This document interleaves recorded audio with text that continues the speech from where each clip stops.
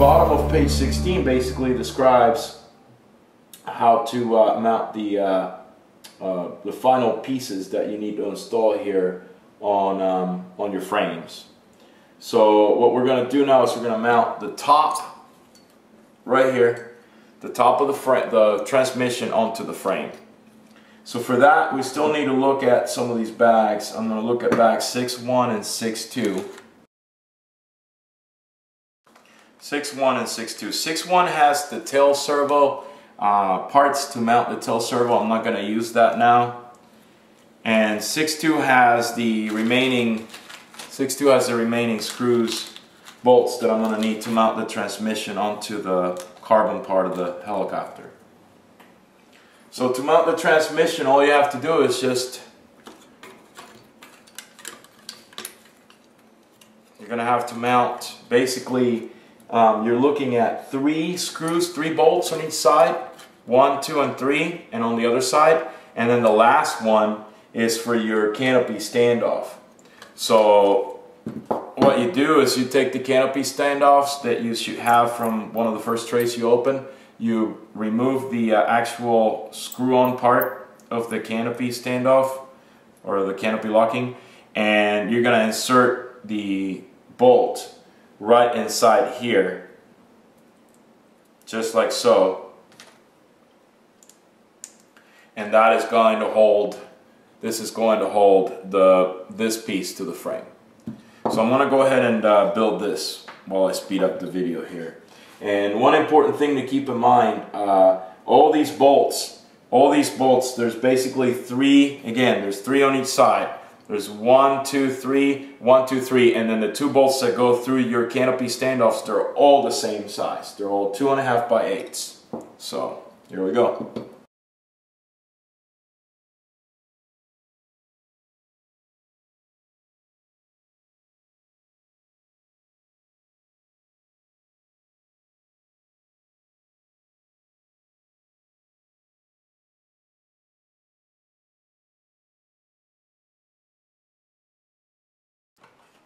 Okay, I'm almost done with this, and what I'm going to do now is I'm going to tighten all these all the way now. I can tighten every single bolt that I have on my frames right now because everything is mounted and everything is lined up. And after I'm done tightening this, I'm just going to go ahead and take a break. I'm going to pause my timer here, and then we're going to continue on with the servo installation. So, stop my timer. And we'll go up to the servo installation next. Make sure that this is all tightened. Tightened pretty well on all of them.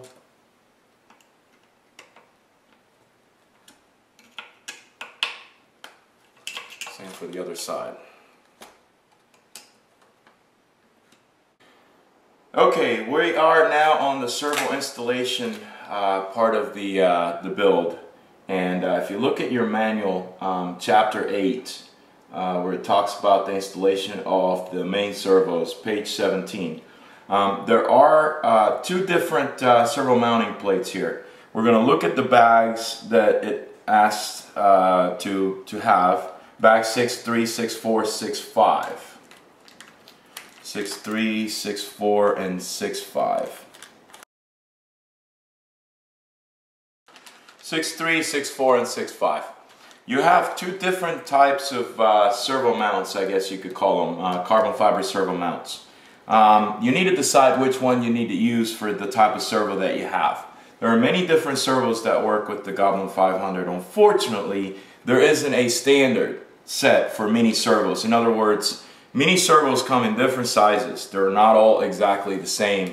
That is the one thing that I never liked about mini servos, was the fact that nobody ever standardized their size. It's not like full-size servos where you know that they're all the same size. So what we're going to do is we're going to, I know for a fact that with the servos I'm going to use, which is the JR ones, these are the 3717 HVs. I know that the small size servo mount is the one that works the best for this servo. If you have high techs, you might need to use the larger one, I believe. I'm not sure. Again, depends on the servo. Just get these servo mounts out of the bags. And then just see if they fit on your servo. As you can see, the small ones fit very nicely on the JR servos. Perfect fit. I do like these servos a lot. I think they're the fastest that you can get today for a mini servo. The torque is not exceptional, but it's enough. I've tried them and they work well. There's really nothing else out there that's this fast, although even though I can't talk much about it, we're going to have a really fast servo available in the near future. Faster than anything I've seen before for a mini. So I'm going to put the big size mounts away because I'm not going to need them. And there's several different ways to mount the servo here. You can mount the servo on the back side, on the front side of this plate, or on the back side of this plate. You have to decide which mounting position you're gonna need. What I first do is I take one of these.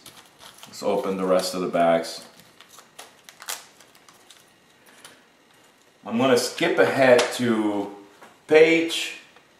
the page that shows me the mounting of the servos onto the actual frames, or the upper part of the frame. Actually, that's still on page 17. And basically what we need is 6 2.5 by 8 bolts to mount the servo mounts to the servo, the metal servo plate here. And they should be in one of these 3 bags, 6.3, 6.4, or 6.5. Here it is, it was next to me. So I'm going to dump the contents of this. And on this bag, you're going to find these plastic things that are meant to hold your servo. And you should have 6 of them, 2 for each servo, of course. 6.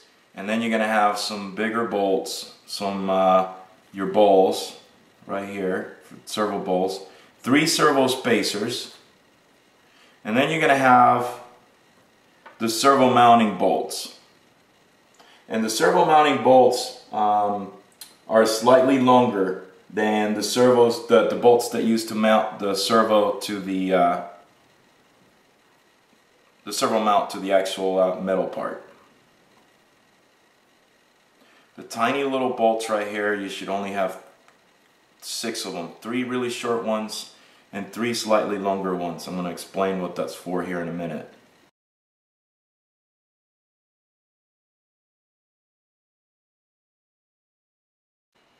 Okay, here we go. We have 12 long bolts. We have 6 shorter bolts. The longer bolts are used to mount the servo onto the carbon servo mount. The short bolts are used to mount the carbon servo mount to the helicopter. So the first thing I'm going to do is, without any Loctite or anything, I'm going to mount one servo mount to the helicopter real quick. And I'm going to explain to you why I'm doing this. I'm going to pick a spot here. I'm going to do this side.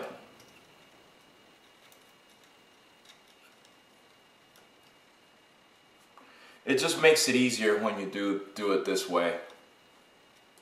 I'm only going to use one bolt, that's it. I'm just going to use this for measurement purposes. So the goal here when you install the servos is, once again, since all these servos are different sizes, all the mini servos are different sizes, the goal here is that the distance from the carbon fiber servo mount right here to the center line of the ball should be approximately, or as close to, 18.5 millimeters. So what you're going to do is you take your servo, you remove the bolt from the servo, and just so you know, my servos, I mount them directly onto the servo mount without any grommets or anything. I mean, some people like to use that. I'm a firm believer that on an electric helicopter, the vibration is not enough to cause an issue. So I don't like to run the grommets because I don't need the extra flex. I want them to be secured in there and tight. So I'm going to put my servo horn here, and I'm going to kind of just eyeball it, just make a guess. I'm going to put the servo right here on the back side of the servo mount, like this. And I'm going to measure from the servo mount to an imaginary center line on the ball to see if I get 18.5. And I don't know if it's easy to see on the video, but that's a lot less than 18.5. So I think the best way for me to mount the servo would be like this, with the servo on the inside of the servo mount. There's many different ways to install servos, again, depending on the servo you have. Take a look at page 17, it explains it really well. If you mount the servo on the inside of the carbon servo mount and your ball is still not 18.5 but less than 18.5, then you would mount the ball, one of these balls, you would mount it with the spacer that comes with it, and you will use the longer small bolts to secure the ball to your servo horn. If you mount the servo, for example, on that side like I have it, and you're right at the closer to 18.5, then you don't need to use the spacer. You just put the ball directly onto the servo horn with the small tiny little bolt, and so forth. If your servo is too deep or too long from the mounting tabs to the spline, then you might need to mount it on the back side of the servo mounting, carbo servo mounting tab. So it's every application is different. For JR 3717, the way I have it laid out is the servo will go in the front of, right in the front of the carbo servo mount, and I'm going to mount the ball without the spacer, and that'll get me as close to 18.5 as possible. Again, the goal is to have the right angle here between the servo ball and the swash plate. So now I'm going to remove the servo mount from the helicopter, and I'm going to go ahead and proceed to mount the servos to the servo mounts first. You definitely want to do that first before you install the servos on the helicopter, just because it makes your job a lot easier. If you were to mount all these servo mounts on the helicopter first and then try to install the servos, you just could not do it. So ideally at this point you want to power up your flybarless system or your receiver or whatever it is you're going to use, and you want to center all your servos. And what you want to do is you want to lay out your servos as if they were mounted on the helicopter. So this would be the servo on the right side of the swash plate, and it would go just like this. This would be the servo that would be on the left side, just like this. And then this would be the servo that would go on the back side, on the elevator side. And then what I would do at this point, actually it would go like this. All the servo splines go towards the inside of the helicopter. So at this point I would power this up and I would center my servos, and then once the servos are centered, I would install the balls onto the servo horns, and then the servo horns onto the servos, lock them up, and then proceed to mount the servos onto the servo mounts. But because I don't have a flybarless system unit ready to do this, what I'm going to do is I'm going to go ahead and mount, I'm going to install the balls on the servo horns, and then I'm just going to sort of put the servo horn on the servo like this, and then just kind of like rotate it back to back and kind of find a center, as close to center as I possibly can. And either with the icon or the V-bar, I can then fine tune it with the software, with the flybarless software, and find the perfect trim. And it doesn't matter if it takes some clicks of trim. As you guys know, with flybarless systems, it's not important, it's not critical. So I'm going to speed this up while I put the 3 balls on the servo horns. The balls need to be facing outwards, and like I said, for this application I'm going to put the balls without the spacers. So here we go.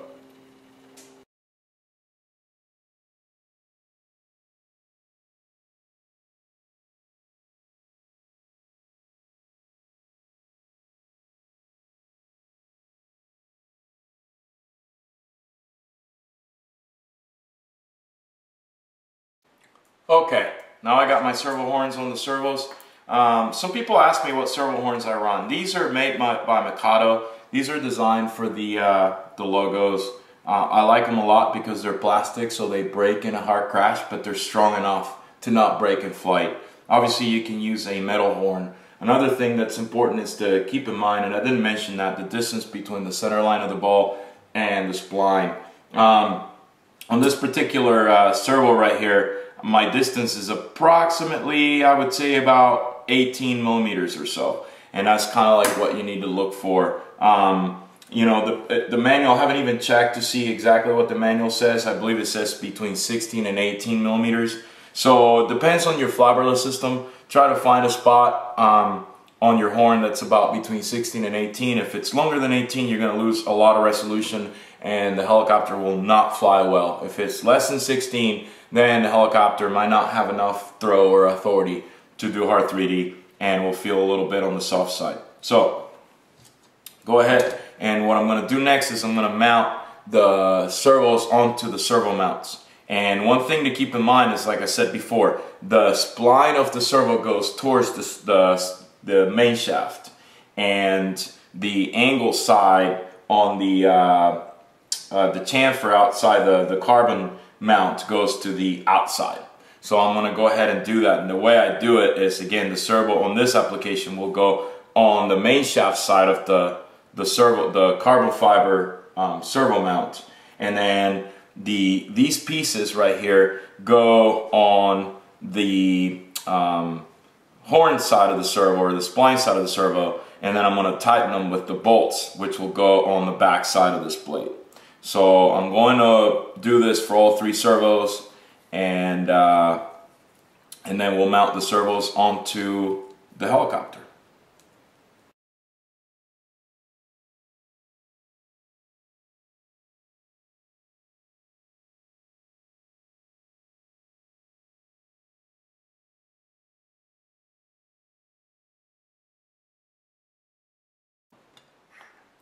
Okay, we're done with the mounting the servos onto the servo mounts.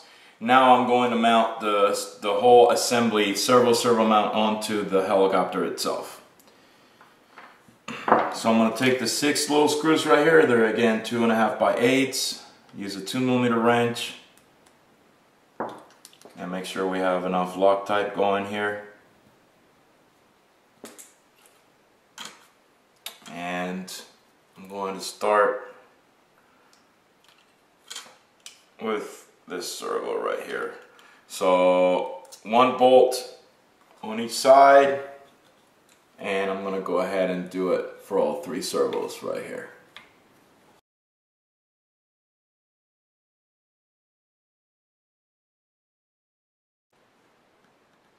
Okay, I'm done with the servo mounting. Servos are now mounted to the helicopter. And the next thing here that I'm going to do is move on to the next page here. And this is going to be chapter 9 and page 18. And this is where we actually now put the head on the helicopter.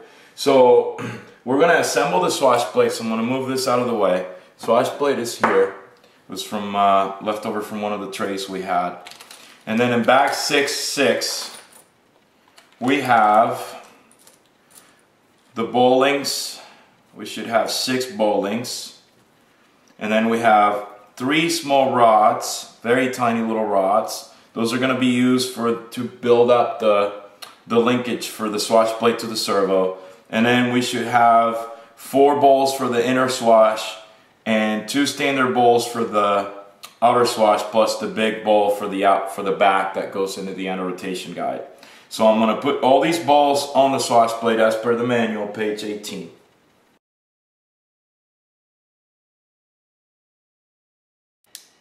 Okay, I got the swash plate assembled. Remove some of the excess Loctite here. I used a lot of Loctite and I tightened these balls pretty good. You do not want one of these balls to come loose in flight, because if it comes off, it's a guaranteed crash. Next thing we're going to do is we're going to build these little rods that go from the linkage rods that go from the swash plate to the servo. And as per the manual, the total length should be approximately 44.5 millimeters. Basically almost closed all the way. So let's go ahead and get that done.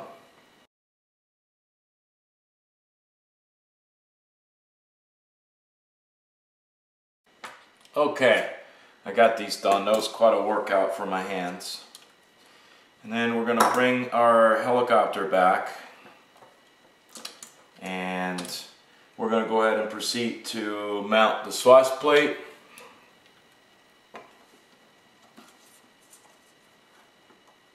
You can bend the auto rotation guide lightly. Before you do that, we have to insert this bow link in the back here.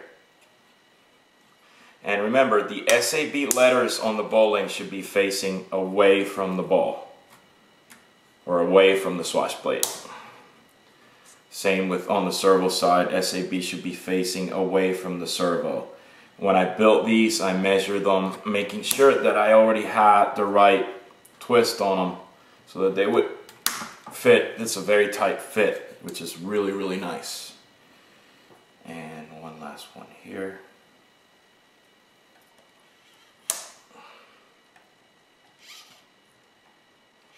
Next, we insert the head.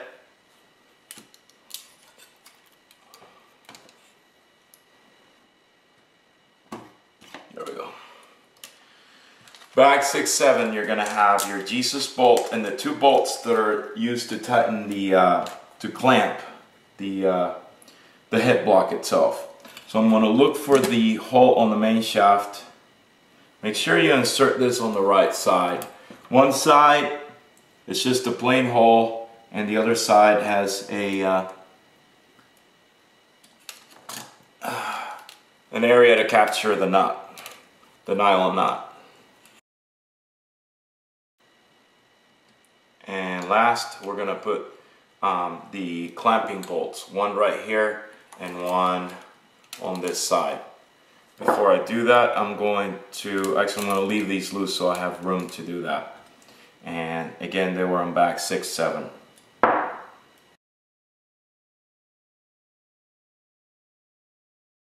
Okay, next I'm gonna put these arms onto the balls on the swash plate,